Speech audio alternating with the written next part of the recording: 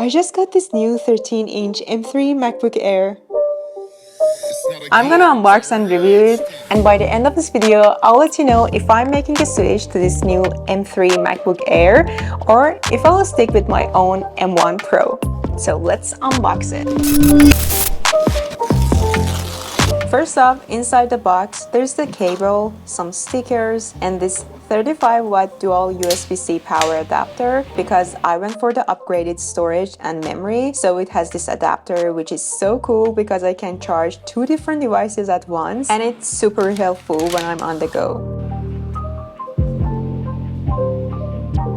So what I got here is a MacBook Air 13.6-inch with 16 gigabytes of memory and 512 gigabytes of storage and a 10-core GPU. The MacBook Air comes in colors like Starlight, Midnight, Space Gray, and Silver, but I got the classic Space Gray. I know everybody loves the Midnight color, which has this really cool finger-resistant technology called anodization seal in M3. But when I check it out in the store, I noticed that the fingerprints still show up, especially under direct light. So I decided to go with this Space Gray color. Now onto the weight. This thing is crazy light. It's only 2.7 pounds, which is like holding an iPad. Seriously, it's too small and easy to carry around. You might even forget it's in your bag. Plus, it's easy to hold with just one hand. And when I compared the MacBook Air 13-inch M3 to my MacBook Pro M1 14-inch, which weighs around 3.5 pounds, the M3 Air felt way lighter. This makes it awesome for students or if you're working on site. And hey guys, Air are thinner than the Pro models, which adds to their portability. Now let's talk about the design of this MacBook Air M3. This fanless device looks pretty much the same as the previous one. It's got 2 USB 4 ports and 1 port for the MagSafe charger on the left side and a 3.5mm headphone jack on the right side. Plus, it's got Bluetooth 5.3 and Wi-Fi 6E supporter, which means super fast download speeds. Just a tip though, you'll need a Wi-Fi 6E router to get the most out of it and see the better performance. The keyboard is the same as before, no touch bar. And because it's the 13.6-inch MacBook Air, there's not a lot of extra space on the keyboard or trackpad, but honestly, I don't really need it. That's why it's so portable and light, right?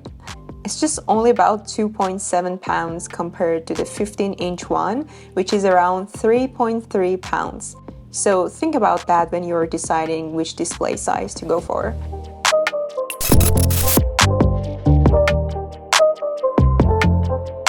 The new MacBook Air has this M3 chip that's super fast. Apple says this new MacBook Air M3 is up to 60% speedier than the old M1 MacBook Air and 13 times faster than the Intel-based one. That's a huge improvement if you still have the Intel-based one. Unlike the older M1 and M2 Macs that only supported one monitor, the new M3 MacBook Air can handle 2 external displays. But there's a little catch here. You can only use both monitors if you keep your MacBook Air M3 closed the whole time. So if you're someone who prefers using your MacBook's keyboard and trackpad while connecting to external displays, this might not work for you. So this could be a big deal if you're a student or work in a place where you need a setup with 2 big screens. So with the MacBook Air M3, you can have that dual display setup. Even the Pro models don't have this feature yet. So for me, I usually use one big external display. So it's not something that I'm really excited about. So on the M3 model, there's this new voice isolation and wide spectrum microphone modes. So let's say I'm talking to my friend over FaceTime. If I go to the FaceTime tab here in the menu bar, and check out the microphone options. I now have this thing called voice isolation. This is new and wasn't available on the M1 and M2 MacBook Airs, so it's gonna be super handy if you're talking or recording in a noisy place such as the airport or maybe a workplace. Now about this webcam, we've got FaceTime HD camera, which is 1080p in M3 model, just like the M2 one, but M1 model has 720p camera. Alright, let's dive into battery life. According to Apple, the new MacBook Air M3 can go for up to 15 hours of web browsing and up to 18 hours of watching Apple TV movies, just like the M1 MacBook Air, so it's pretty similar. You're not gonna see a big change.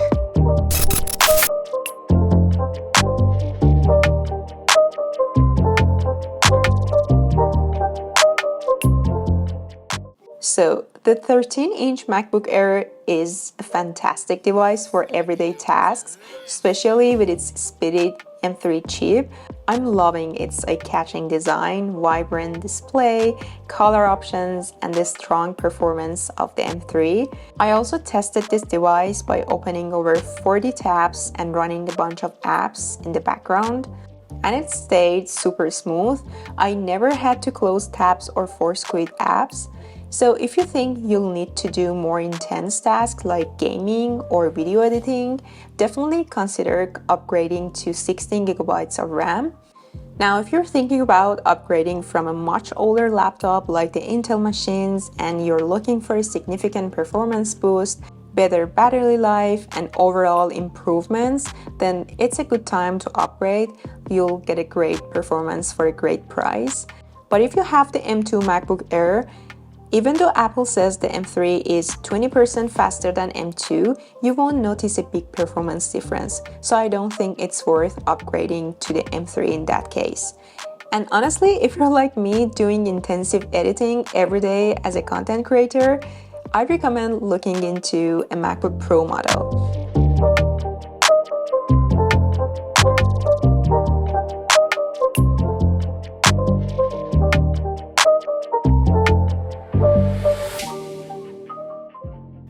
Even though I have this MacBook Pro 14-inch M1, I won't be switching to MacBook Air 13-inch M3.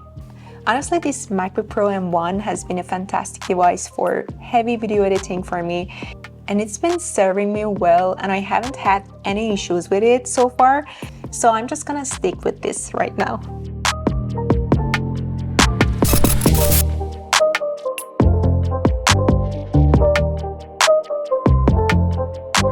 So guys, drop a comment below and let me know which MacBook you currently have, and if you're considering switching to MacBook Air M3, I'd love to hear why. Thanks for watching the video. Stay tuned for more tech tips. See you!